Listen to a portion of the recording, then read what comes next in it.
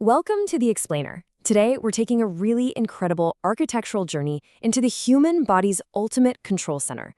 We're going to deconstruct the structural blueprint of a microscopic giant that literally governs your reality, from how you grow all the way to how you handle stress. Let's get right into it. Okay, let's just jump right in. 500 milligrams. That is literally half a gram. To put that into perspective, you're looking at something about the weight of a single Tic Tac. Yet this is the exact weight of the pituitary gland. It's this incredible paradox of biology, right? An organ this minuscule entirely dictates human growth, reproduction, and metabolic function. It's just wild. So here's our quick roadmap for today's explainer. 1.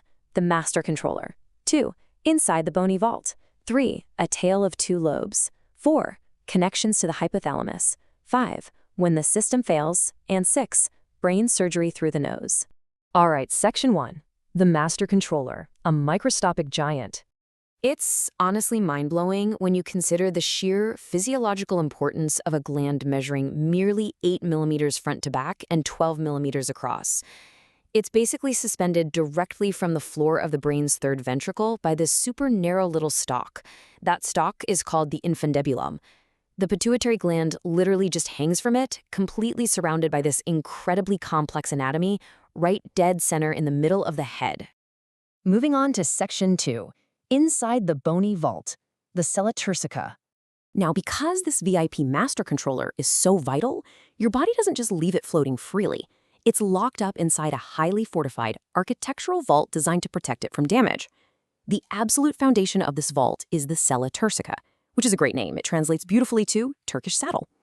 This is essentially a hollowed-out depression right on the upper surface of the sphenoid bone. It acts as the hypophyseal fossa, which is just a fancy way of saying the ditch where the hypophyses, or pituitary gland, sits. This super secure bony saddle is bounded by a bony ridge in the front, called the tuberculum sella, and a square plate of bone in the back, called the dorsum sella. But, every good vault needs a roof, right? And that's exactly where the diaphragma sellae comes in. This is a tense dural sheath, basically a very tough layer of the brain's protective covering, and it's stretched super tight to form a high-security ceiling over the fossa. It keeps the gland perfectly enclosed down there. It's only pierced by one tiny little opening, just large enough to let that connecting infundibulum stalk pass through to reach the brain. Okay, section 3, a tale of two lobes, the dual factory. So from the outside, the pituitary looks like one smooth oval structure. But if we peek inside the building itself, we find it's actually two completely distinct functional factories smashed into one. And here's the wild part. These two lobes come from radically different embryological origins. The anterior lobe, the adenohypophysis, originally develops from this upward outpouching of the roof of the embryonic mouth cavity, a structure known as Rathke's pouch. Meanwhile, the posterior lobe, the neurohypophysis, develops as a downward growth straight from the floor of the brain itself. They literally grow toward each other and meet in the middle to form a single gland. And because they have completely different origins, their chemical outputs are incredibly distinct. It's a really clean split. The anterior side uses specialized acidophil and basophil cells to pump out growth hormone, prolactin, ACTH, and a few others. There's also this small middle zone, the pars intermedia, that secretes melanocyte-stimulating hormone. On the flip side, the posterior factory handles vasopressin, which you might know as antidiuretic hormone, and oxytocin. So you have two entirely different origins creating totally different chemical outputs. Which brings us to section 4, connections to the hypothalamus, communication lines. So how exactly does the brain send its master orders down to these two completely different factories? The architecture of these pathways is just brilliant. Because the posterior lobe grew directly out of the brain, it has a direct neural wire, the hypothalamo-hypophyseal tract. Nerve fibers literally run right down the stalk to deliver hormones. But the anterior lobe, remember, that came from the mouth cavity, so it doesn't have a nerve wire. Instead, it relies on a dedicated blood vessel highway. It uses a portal system of capillaries to drop hormone-releasing factors from the brain straight into the anterior lobe's blood supply. And if we just zoom in on that direct neural wire for a second, the nerve fibers that end in the posterior lobe have these specialized terminals called herring bodies. You can kind of think of these as microscopic storage units. They hold the vasopressin and oxytocin shipped down from the hypothalamus in reserve. They sit right on the edge of the venous sinusoids, completely ready to drop those hormones into your bloodstream the exact millisecond your body needs them. All right, Section 5, When the System Fails, Clinical Mysteries. Let's pivot our focus over to the clinical side of things and look at what happens when this incredibly complex, delicate machinery breaks down. I mean, think about it.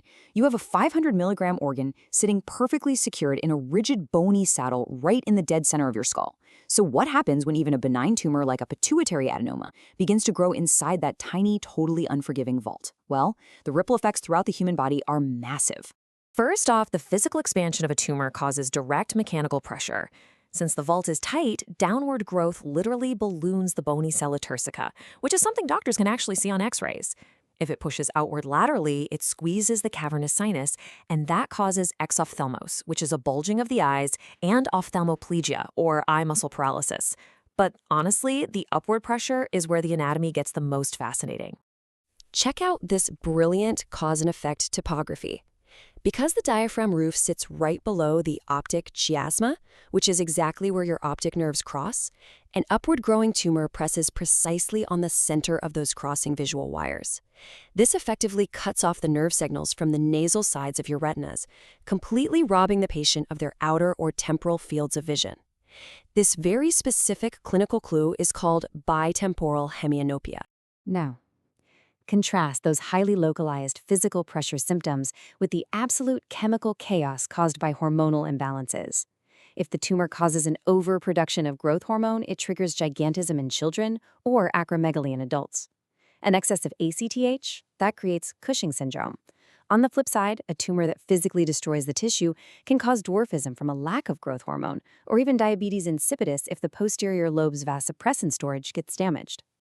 Finally, Section 6, Brain Surgery Through the Nose.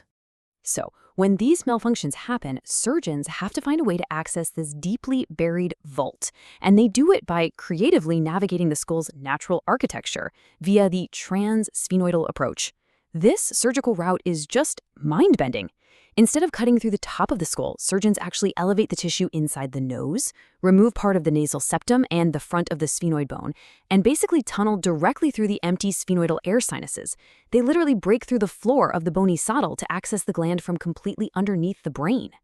Now, occasionally, they have to use an alternative route called the transfrontal approach. And just like it sounds, this involves going through the anterior cranial fossa. That actually requires the surgeon to physically lift the frontal lobe of the brain itself just to peer down into the cella turcica to reach the master controller. As the source material points out, the commonest tumor of the pituitary gland is adenoma arising from its chromophobe cells. Because these specific tumors are so common, understanding this incredibly fortified anatomy isn't just some abstract academic exercise. It is absolutely vital for diagnosing that complex cascade of visual and chemical symptoms and for safely navigating the skull to actually treat the patient. We've seen how two tiny pieces of tissue, one from the roof of your mouth and one from the floor of your brain, perfectly combine to dictate almost everything about you, from your stress levels all the way down to your physical size. So I want to leave you with this thought. If a mere 500 milligram switchboard, hidden deep inside a Turkish saddle, governs your entire reality, what other microscopic miracles are hiding right now inside your anatomy? Keep wondering, keep learning, and thank you for joining me on this explainer.